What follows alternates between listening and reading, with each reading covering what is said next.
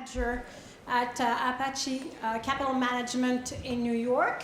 I'm going to ask him actually to introduce himself and talk about his relationship to big data and his business as well, what he's doing. So thank you. Thank you.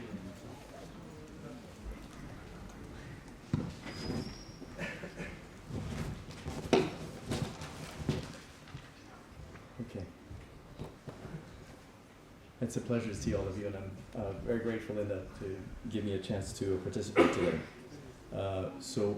I work for a hedge fund in New York. We trade, I primarily trade futures and options, and we use an increasing amount, a larger and larger amount of data and a variety of data science techniques to determine the types of strategies that we trade. And so we're becoming, there's a term of art that's used in our industry. We're becoming data whores. Forgive me, it's a very impolite term to use, but it's commonly used in our industry to mean that we literally want a larger and larger amount of data. And if we can get it, then we'll figure out a way to use it or discard it. We'd like to be the ones to make that decision. The other aspect of the data that's important for us is we're increasingly interested in being able to use data that no one else is using. So we not only would like to use what everybody else is using, but we also want to use data that no one else has access to. And so there are a variety of ways to do that. One is to open your checkbook and buy data from people and try to get them to agree to not give it to others. The other way to do it is, and we'll talk a little bit about that, is to manufacture your own data. And the two natural ways to do that is to use models that do a certain amount of computation and generate information that are unlikely to be utilized or calculated by others. So some very simple examples of that are already widely used are, you may have heard of simple algorithms that are written to try to calculate so there's sites where you can buy a plane ticket, for example. In the United States, there's something called Orbitz or Travelocity, and I'm sure you have the equivalent in France. And it's a site you go on and you say, I want to buy a plane ticket from Paris to London, or Paris to Madrid, or from Stockholm to Barcelona. And what you can do is have your algorithm calculate or send a request to that site to calculate the cost from every city to every other city, and to repeat that every 5 minutes. And you then download that data onto a large matrix, and you compare the cost of what the different airlines are charging. So you might find that Air France, for a particular set of starting city and ending city, Air France is raising its price. If you repeat that every 5 minutes over 3 weeks, you find that Air France is raising its price, but maybe British Airways not. And you can draw conclusions to that. You could say, well, maybe Air France has a higher load. They're selling more tickets, therefore there are fewer and fewer seats available, therefore they're doing a better job. They're raising their revenue, they're filling the airplanes. Maybe I should go long Air France and I should go short British Air. So that would be an example of a trade that you would derive from data that you manufactured, if you want, and that you would hope that as few people as possible have that.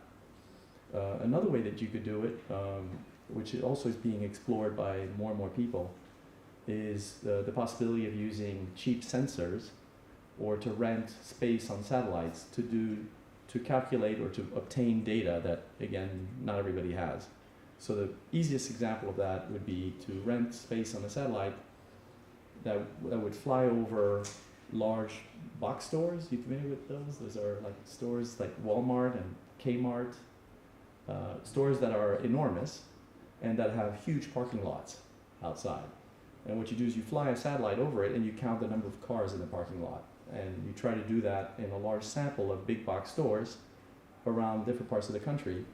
And you would make the same calculation. Oh, there are more cars at Walmart than at Kmart. Maybe Walmart will have better sales this month than Kmart. And so the same reasoning. It enables you to go long one and short the other. So that would be data that, again, you're more likely to be the only one to have that data if you thought about that technique, or if maybe it's expensive to get access to it, or maybe it's your satellite. The other thing that's becoming increasingly available are very cheap sensors.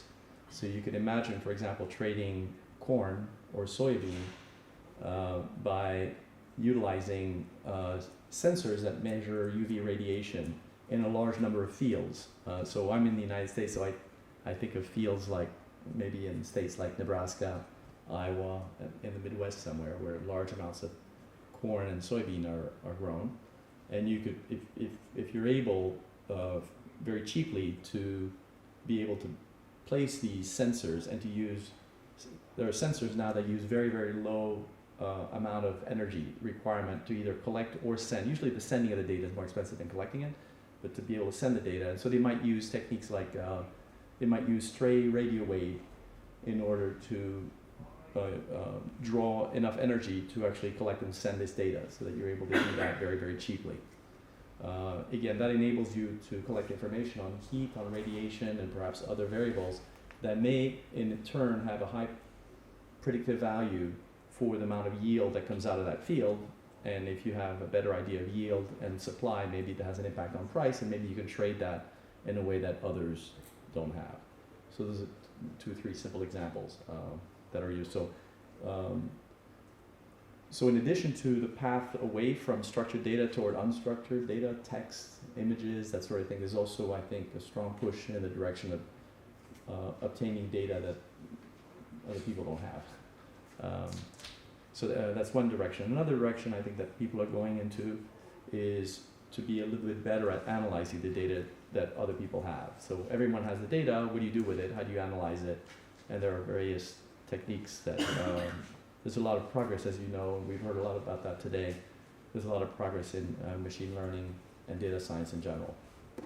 So that's our relation to data. Is that a fair answer to the question? Okay. What I thought I might tell you briefly about today is an application that we're making outside of a standard hedge fund. So we trade futures and options. We're also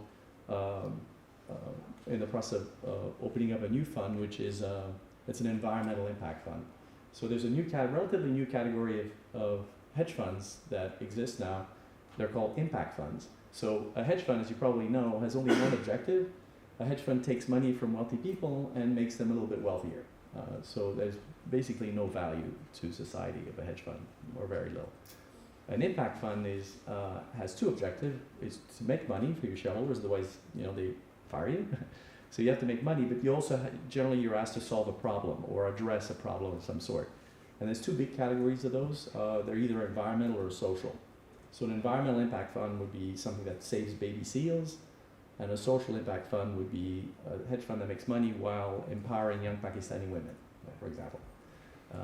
And so the fund that we're working on is a fund that will try to address environmental issues. Within that space, within the environmental space, there are different verticals that people focus on, and one of them is the energy vertical, which is very common. And so people in that space would focus, for example, on solar, wind, biomass. They would look for the most promising opportunity, invest in them, and then you wait for the world to become a better place. So it's a very passive, it's focused on investing in generally what I consider good companies. You invest in them, but then that's it. That's all you really do. You're not changing management. You're not active in any other way. What we would propose to do in our fund is almost the opposite of that for a variety of reasons. Main reason being that if you believe what scientists are saying, we actually have very, very little time left to move the curve and to have an impact and start changing the amount of pollution, environmental degradation, and species eradication that we have now.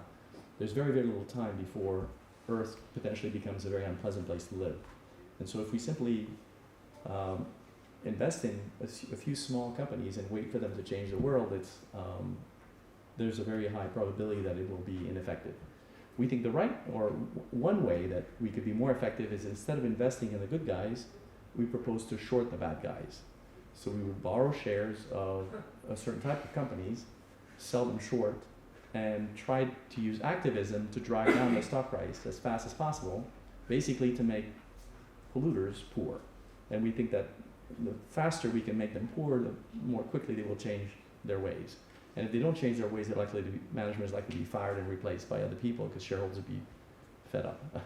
So that's our general premise, is that profitability and might be a very strong motivation to get people to change. So how do we do that?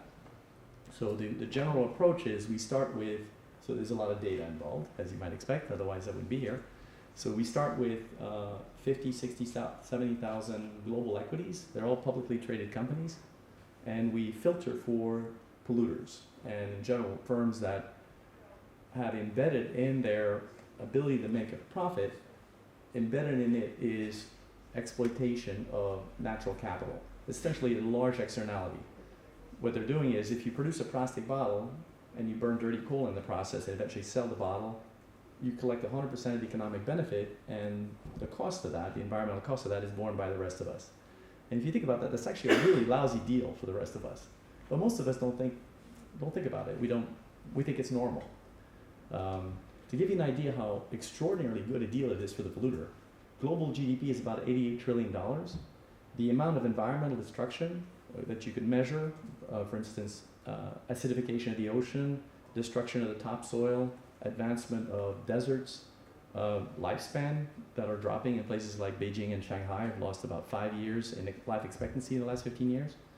And in general, habitat destruction and species destruction. We've lost approximately 50% of all the vertebrates on Earth have disappeared since 1970.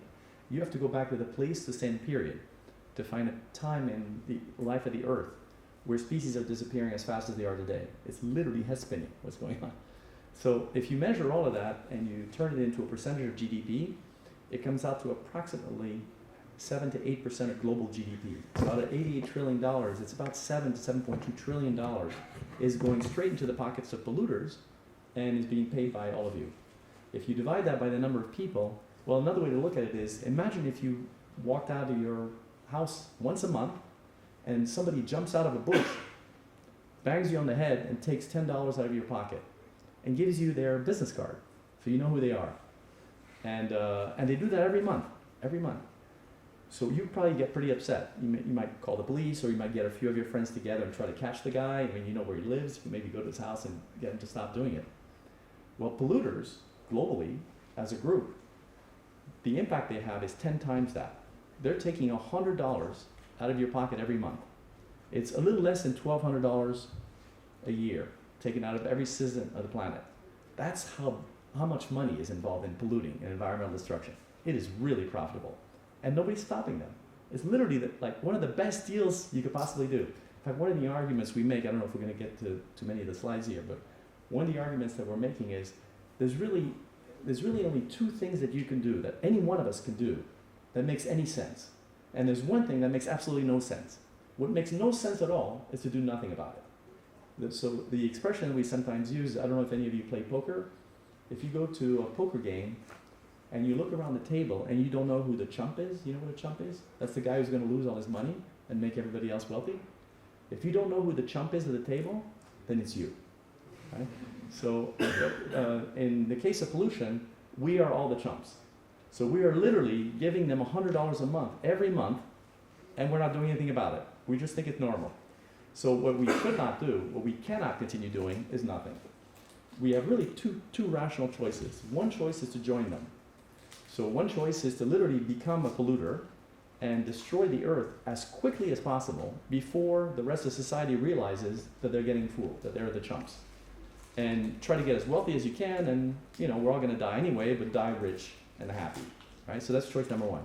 That choice sounds pretty terrible, but it's actually relatively rational, given that most of us will live only a short period of time on Earth. The other possible choice would be to get them to stop as quickly as possible. And we would like to be in the second category, but we understand why people would be in the first one from a rational standpoint. So that's by way of introduction, what we are trying to do. So let me advance and just maybe talk about a few slides. How does this work? Say what? This way? Here we go. So this talks a little bit about the problem and that I've already mentioned, and some of the solutions that are possible. And so this is what we are trying to do with this new fund. So on top of the dotted line is the way the world exists now. So the way the world exists now is you have a polluter. A polluter pollutes the world. That's the purple cloud, and that activity enables the polluter to make money, and the impact of that is borne by the environment. So that's that massive externality that I mentioned to you. An externality being I collect the benefit as a polluter and the rest of the world pays for it. What we would like to do, which is what's on the bottom line, is we would like to introduce a new element in the marketplace which is going to identify polluters and create a cost, a market-based cost, use a portion of the profit that we make by, it's essentially by shorting their stock. If we could drive down their stock price to reflect the externality they impose on us, so it's a fair thing to do. If we could do that, our money, the profit that we're making, is in fact coming from the pockets of the shareholders of the companies that are polluting, right? So it makes perfect sense.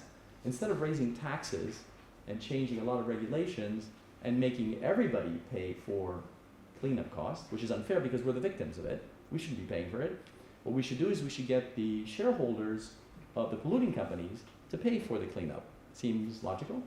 So one way to do it is we short the stock, we make them a little bit poorer, the money comes from their pocket into our pocket, and we use a portion of that to clean up the mess that they created in the first place, and the rest goes to our investors. That's the basic structure of the fund. Since we have to talk about data, we start with a very large amount of data, and what we're actually trying to do is we're trying to solve for two problems with this data. So there's one massive database. In our case, all this is going to be cloud-based, and we're collecting two types of data. One of them is data that reflects environmental metrics. So we start with, the goal here is we want to try to put a cost on pollution, and we need metrics for that to know actually what that utilization of the natural capital is. And 5 years ago, almost none of the data was available, by the way. So this is a relatively recent development, and it's terrific. We still have very little, but there's much more data now, and every year there's a lot more data that's coming in. So it's possible, for example, to apply negative filters to companies that when you're looking to decide which ones to target. And you could find out, for example, how much energy use per dollar of sale that company is using. You can go up through the supply chain and find out how much 1, 2, or 3 levels removed, how much environmental damage there exists. You could find out about water utilization, about recycling, environmental fines. So there's lots and lots of data now available on companies. There's also lots of companies, consulting companies, that are working to try to measure environmental damage or in general utilization of natural capital. They're doing an extraordinary job. There's probably more done in Europe than there is anywhere else. So it's a pleasure to be here, and there's a lot of people I'm meeting here who know far more about this than probably I ever will. The US, I would say, is probably 5 years behind many parts of Europe in trying to understand this process. So there's a lot of things that it's actually a relatively complex problem, because there are different types of natural resources that have to be treated differently. For example, one type is renewable resource. So for example, if we're not too greedy and not too abusive, you can go and take a fishing pole and go to the local river or to the ocean and fish for the rest of your life. In fact, your children, grandchildren, millions of generations from now, they can go to the ocean and still fish. No one has to do any work.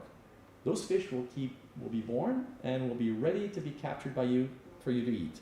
It's really an extraordinary gift that the earth is giving us, but it assumes two things. It assumes that we don't acidify the ocean too much, we don't destroy the environment or the habitat for the fish, and two is that we don't fish them to extinction. And so that's the tragedy of commons, right, where there's a number of people who are trying to fish a limited number of fish, and if I can capture fish as quickly as possible, there'll be less for you, and I know you're going to want to do this, so I'm going to do it faster, and eventually there's no more fish. So we have to find a way to stop this, but if we can, then there will be fish forever. And so that has one value, and that value has to be determined on how much are we leaving for our future generation. To the extent that we care at all about children and grandchildren, the continuation of our DNA, then out of the profit that we make from extracting this fish from the ocean, should we reserve some of it for our future generation or not? And how much should that be? And then there's another type of data, which reflects the utilization of the natural capital, which is non-renewable.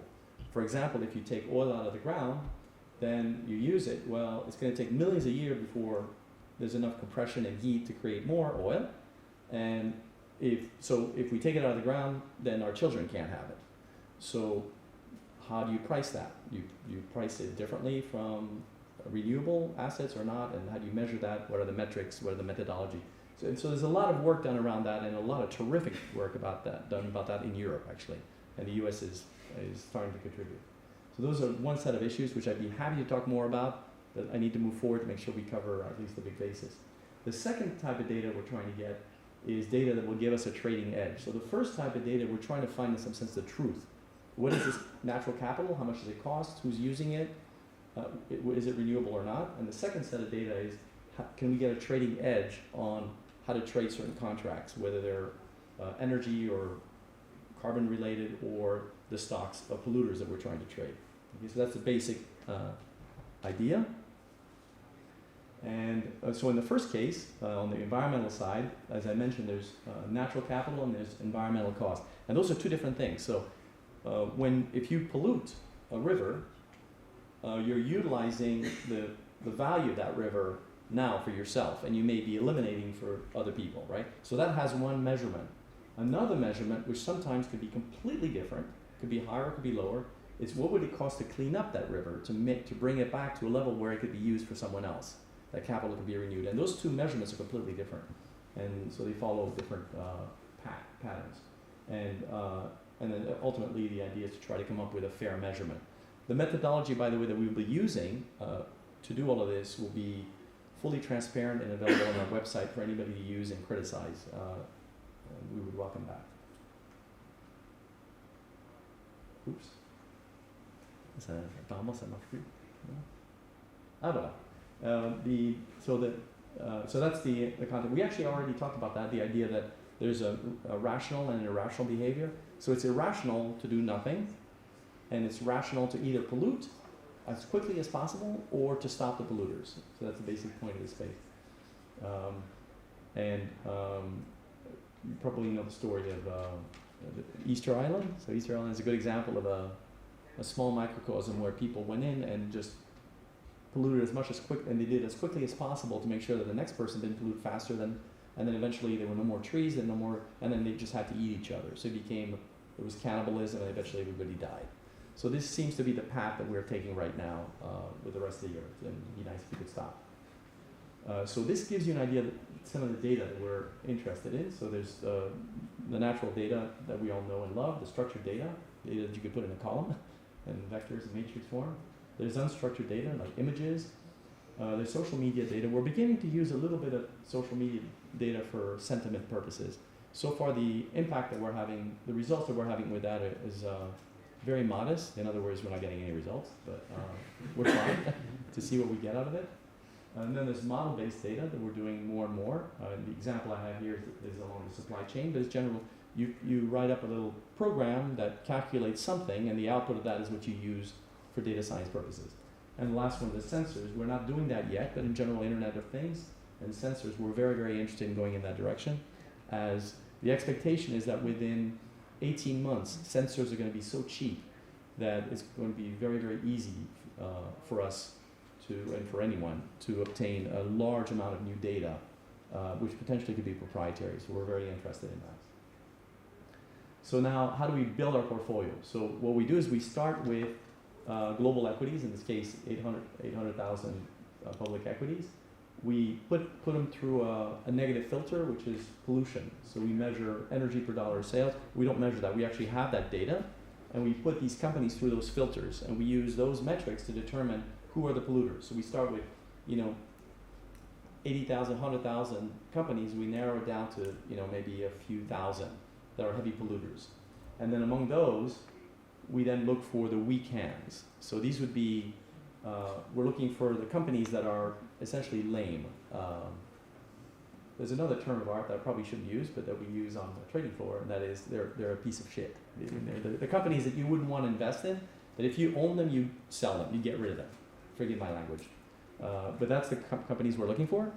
So they'll generally have very poor profitability, they'll have high price to book, high P ratios, bad management, lots of competition. They're companies that you really wouldn't want to invest in. If you own them, you want to get rid of them, irrespective of their environmental impact.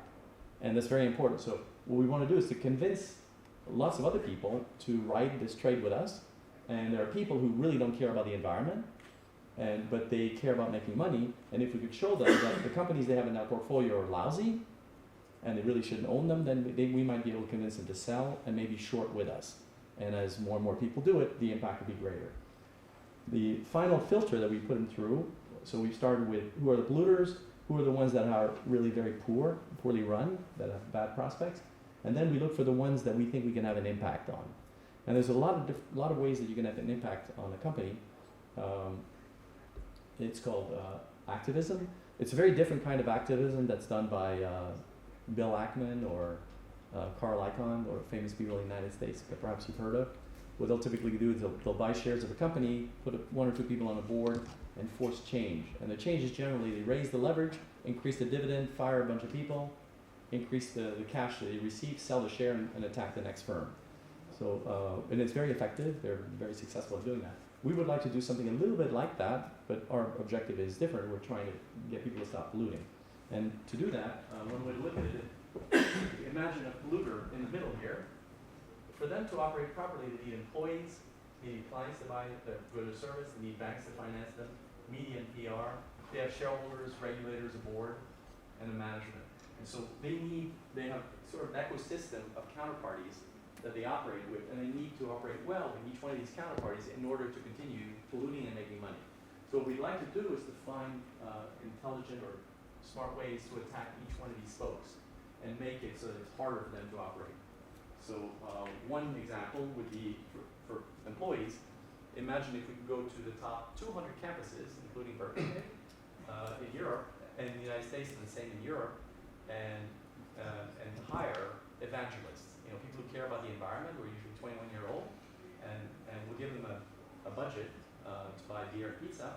We'll give them pamphlets, information, videos, booklets on the environment, why it matters, environmental degradation, who's doing it, that sort of thing.